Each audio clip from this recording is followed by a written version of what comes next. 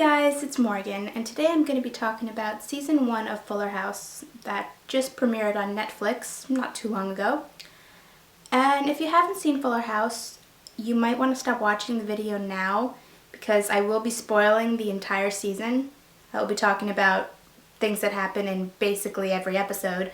So if you haven't seen it and you don't want to be spoiled, you should probably stop watching this video now, go on Netflix, watch the season. There's just 13 episodes.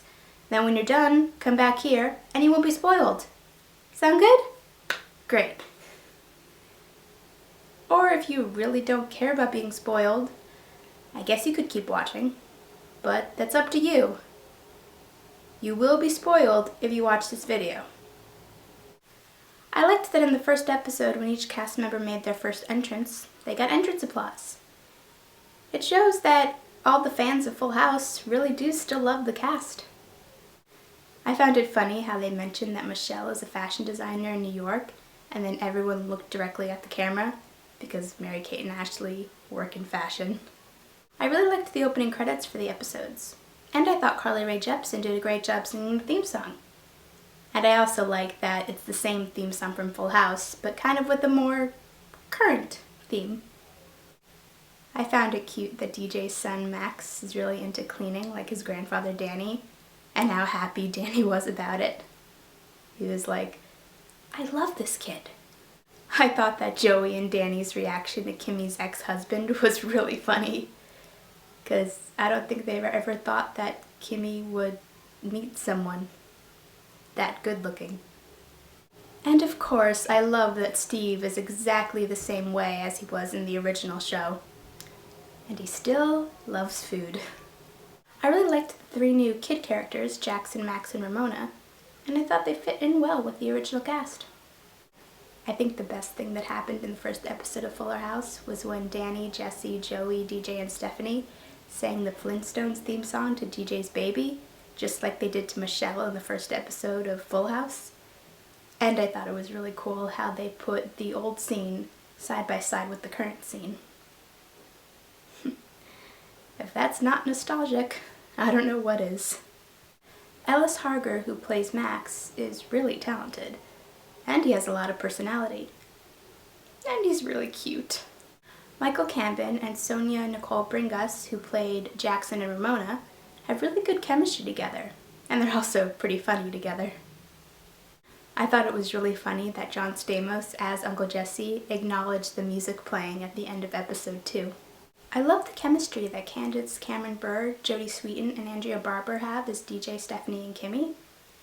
They still work really well together after all these years. I love Dave Collier's scenes as Uncle Joey with the kids in episode 3. It looks like a lot of fun spraying each other with silly string, along with a lot of other stuff. I liked the dancing scenes in episode 3 and thought that everyone was pretty good at dancing. And Jodie has a nice singing voice. Ellis Harger, who plays Max, was really cute with all the puppies when Max was trying to pick one out. It was so adorable. I felt sorry for Kimmy when she didn't want to punish Ramona for being expelled because she didn't want Ramona to be mad at her because she's already at a new school and Kimmy's already leaving Ramona's dad. I found it really funny how Stephanie pretended to be the kid's mother in order to impress a guy. And I really thought that it was going to backfire on her in the end when he came to the house to pick her up for the date and saw more of the kids. And I thought he was going to find out that she wasn't their mom. But surprisingly, he didn't.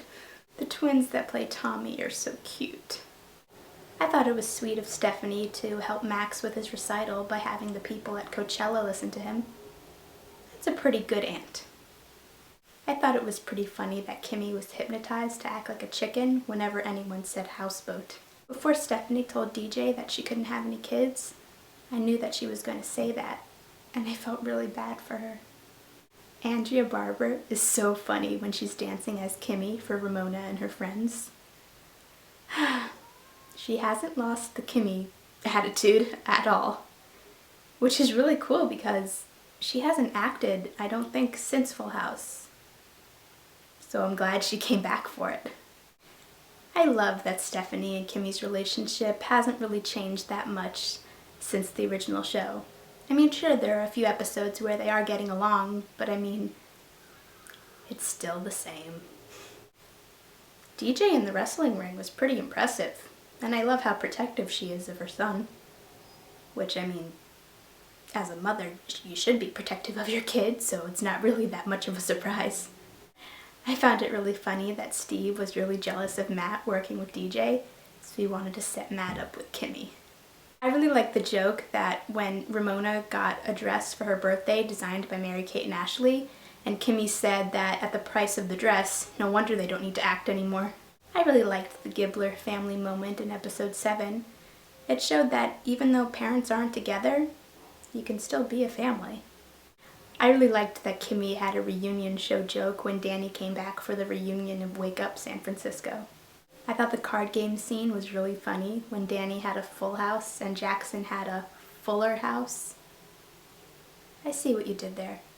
I thought it was sweet that Stephanie had a blazer made for Danny out of the material of the old couch. And I actually heard that the couch they're using in Fuller House is the same exact couch from Full House. I guess it was in storage. Even though I loved DJ and Steve together in Full House, I gotta admit, DJ and Matt are also pretty cute together. It was cute when they had the flashback to when Stephanie and Harry married each other in Full House when they were kids. In episode 10, when DJ is trying to choose between Matt and Steve, I was having a hard time choosing. They both seemed like such great guys. I thought Jackson and Lola were cute together, and apparently their kiss in the last episode of the season was both of the actors' first kiss. Nice little shout out to The View by Candace in episode 11. The whole scene with the cow in the kitchen was really funny. I loved how everyone was standing in front of it and moving around so DJ wouldn't see it. But of course that didn't work and she saw it. I love the scene where Kimmy said that Steve was so in love with DJ that he didn't even notice the sandwich, and then Stephanie counted down from 3 and Steve came back and asked if anyone was using the sandwich and took it. Yeah, Steve might be really in love with DJ, but nothing can distract him from food. It was really sweet when Ramona saw Kimmy and Fernando kissing, because that was her birthday wish. DJ and Steve making the burgers together was really cute, and the singing made it really funny. The scene where Fernando and Stephanie sang the song to Kimmy was really funny, and when Fernando asked Kimmy for a divorce, I was surprised because I thought that he was trying to get back with her, but then when he proposed to her a second time and asked her to marry him again, I thought it was cute. I love that John Stamos and Lori Loughlin as Uncle Jesse and Aunt Becky still have really great chemistry after all these years. It was really cute that the baby took Uncle Jesse's cheeseburger. I'm not even sure if that was scripted or not, because how can you get a baby to take a cheeseburger? I mean, he already had one and he seemed to just take the other one, and I don't think you can get a baby to really do stuff on screen like that. Who knows? It was funny when DJ, Stephanie, and Kimmy called Michelle and left her a voicemail and said all of her catchphrases. You got it, dude. Jodie Sweetin did a great job singing at the ceremony that Uncle Jesse and Aunt Becky were renewing their vows and Fernando and Kimmy were getting married again. I had a feeling that Kimmy wasn't going to go through with it, but at least they're still engaged. I was really proud of DJ for choosing herself instead of choosing between Steve or Matt.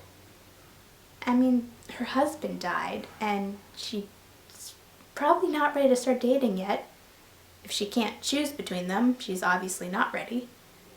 But maybe if there's a season 2 or more seasons, we can dig deeper into that and see what happens when she is ready. Well, thanks for watching the video. Let me know what you thought of the first season of Fuller House in the comments. And also, let me know if you, like me, are really hoping that they have a season 2. I know some of the reviews by the critics weren't great, but from what I've seen by people who watch the show online, a lot of people liked it. So I guess we'll see. And maybe if there's a season 2, maybe Mary-Kate will come and guest star in at least one episode as Michelle. because I actually heard that the reason the Olsen twins didn't want to do this was because they haven't acted in a very long time, and Ashley said that she wasn't feeling comfortable to be in front of a camera, and Mary-Kate said that if either one of them did it, it would probably have been her, but the timing wasn't right. So, maybe if there's a season 2, we can expect a Michelle appearance by Mary-Kate. Only time will tell.